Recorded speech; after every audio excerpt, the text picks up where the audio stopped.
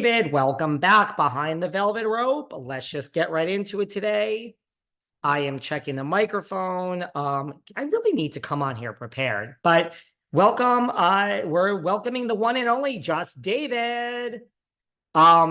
Patreon Saturdays, we have an episode to record. It's a little weird, right? I mean, we're not changing the day of Patreon. I'm not changing the day just for Teresa, but it airs on Sunday and we recap it before the next episode days later. So we have episode 2 to get to, but before we do, over the last 2 weeks, I just want to talk about some of the press that's been going on. Okay, so we're going to do some press with all of RHONJ. We're going to recap it, and then we have a little bit of a special thing at the end for those of you who don't fall asleep at my voice. Kelly Dodd says I have a weird voice, so at least that should keep you up. Okay, let's get into it. Oh, I was on Elizabeth Vargas's podcast recently, from the OC. Ooh, Kelly Dodd's name came up and she is not happy. She sent Miss Vargas a very nasty text, which Miss Vargas forwarded to me. And I'm like, take the text and delete it. Okay, take the text and delete it. No one pays any mind to crazy Dodd. She's literally psychotic. Okay, so let's get into it here today, people. And go listen to me on Elizabeth Vargas's podcast. Wonderful, wonderful, wonderful, Miss Vargas. So over the past 2 weeks, the RHONJ have been doing a lot of press. And here's the one thing that I have taken away from this, even in past seasons. Look, I have all these housewives on this show. You guys may not realize it, but you actually prefer numbers don't lie. We had Bill Rancic, winner of The Apprentice, very smart businessman on, and he was talking about how he loves numbers. I love numbers. I am, unlike most content creators, I spend 90% of my day in the numbers. I love doing the back end stuff and dealing with ad sales and just running a business. I really care about all of you. You are why I'm here.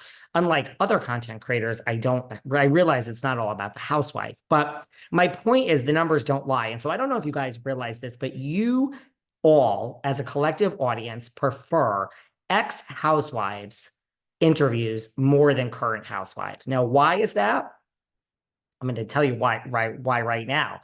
It's not like I think I know. I know. The ex-housewives are sloppy. Okay. We have Megan King Emmons on who will say whatever because she's not on a network. Anna Kinkose. So we can go on and on and on. And I don't even know if sloppy is the right word. It's actually more authentic because they're just giving an answer. You're asking a question, you're getting a real answer.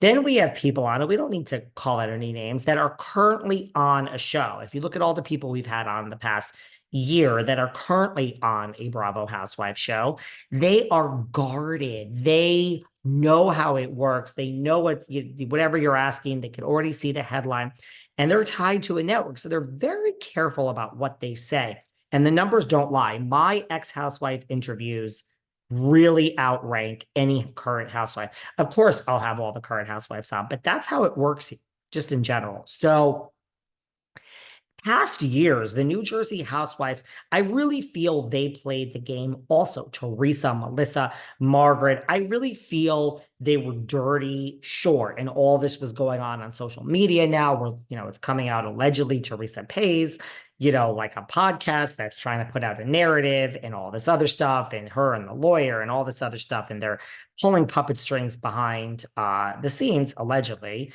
So I'm not saying that these people don't play dirty. I mean, but when they did interviews with Entertainment Tonight and Page Six, and even on this podcast, they would always be typical on-air current housewives. It was always an answer that you're like, oh, politically correct.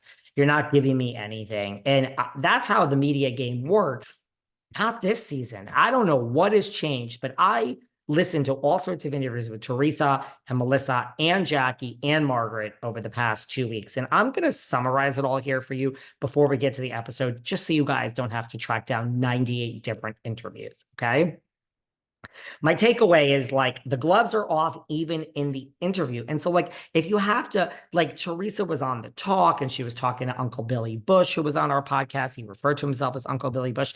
Like, they're not as in the weeds with New Jersey as we are. Yeah, they get show notes and Jerry watches because he's a fan, but in general, they're not as in the weeds as we are. So, I feel when you go toxic with some of these interviewers, or just are kind of in their face, they're probably like, wow, it's great because we're getting more. It's just something I've noticed for whatever. It seems these interviews to me are different than current housewives that are on a show.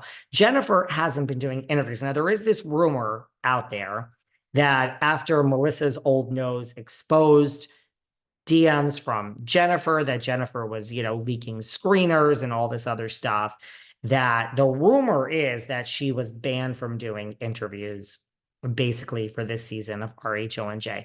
I don't know if that's true. I don't even really need to know, like, what's the difference.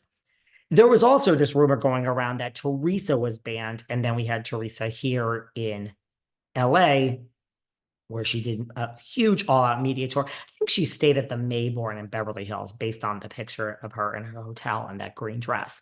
But anyway, that's neither here nor there, which we're going to get into that more. I have a word of caution for Jennifer Aydin because we're going to have scapegoats and all this stuff that's going on. And I mean, I have bad news for everyone who, and I have no horse in the race. I say that every week. I really don't.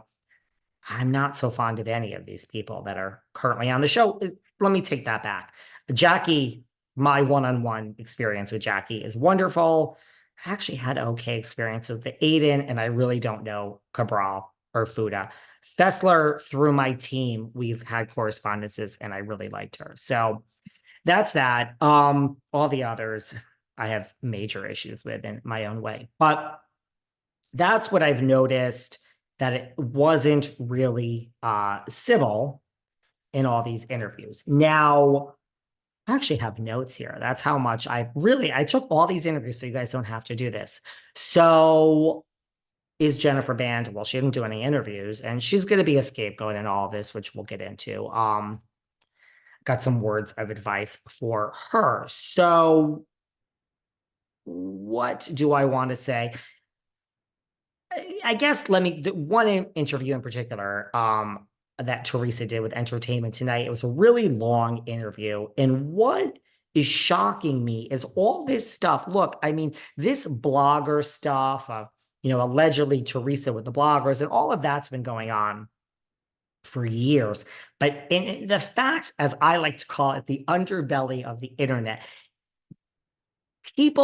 there's so many people, and again, I know this because of the numbers don't lie there, and this is no shade to anyone, but there are a group of people that, like, every time I've had people on this podcast, they say something and I have to give it back context. I really truly believe there are so many people listening to me right now that if it doesn't happen